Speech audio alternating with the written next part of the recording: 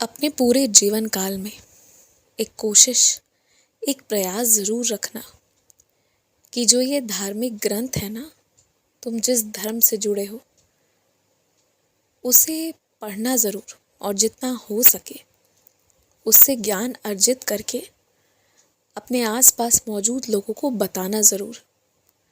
और तुमसे मेरी सिर्फ इच्छा नहीं बल्कि एक उम्मीद भी है कि तुम सिर्फ बताओ ही नहीं कि उसमें क्या लिखा है, बल्कि उसे जोड़ कर बताओ कि इस आधुनिक परिस्थिति में वो कैसे जीना सिखाती हैं, कैसे व्यक्ति को पेश आना सिखाते हैं, और क्या कुछ उसमें दिया है जो सबको जानने की, समझने की और याद रखने की आवश्यकता है।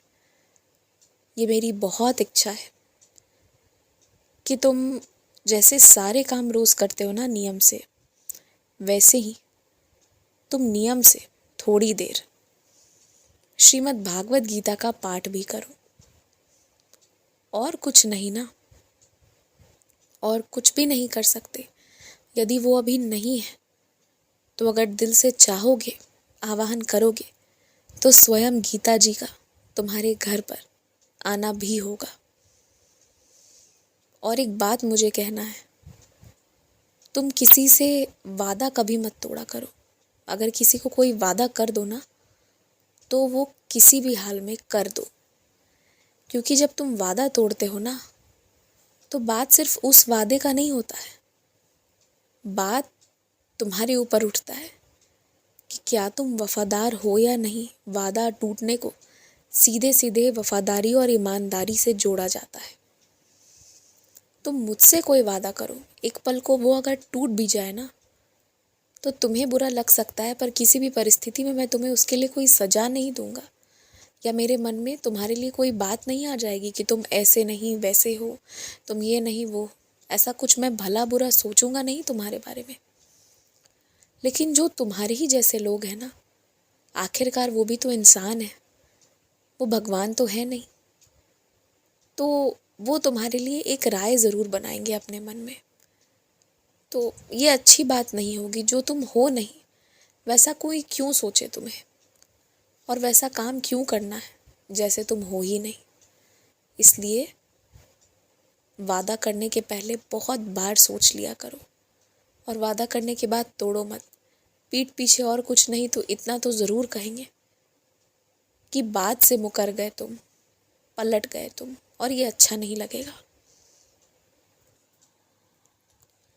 हाँ, मुझे खुशबू वाले फूल बहुत पसंद हैं। जो तुम लेकर आकर मुझे चढ़ाते हो ना, वो मुझे वाकई में पसंद आते हैं।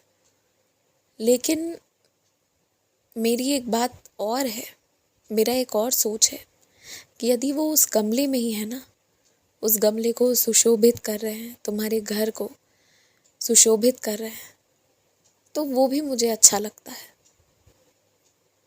दोनों ही स्थिति में मैं खुश हूँ। तुम्हें जिस चीज़ में खुशी मिले, तुम्हें जैसे खुशी मिले, मेरी खुशी उसी में है।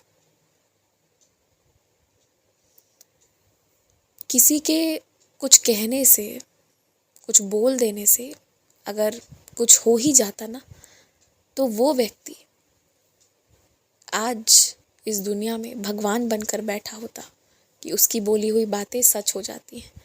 तो यदि कोई किसी को श्रापित भी कर रहा है ना, तो जो ये ऐसा बोल रहा है, कर्म उस पर लौटेगा, नकारात्मक ऊर्जा उसके पास आएगी जो गलत बात बोल रहा है।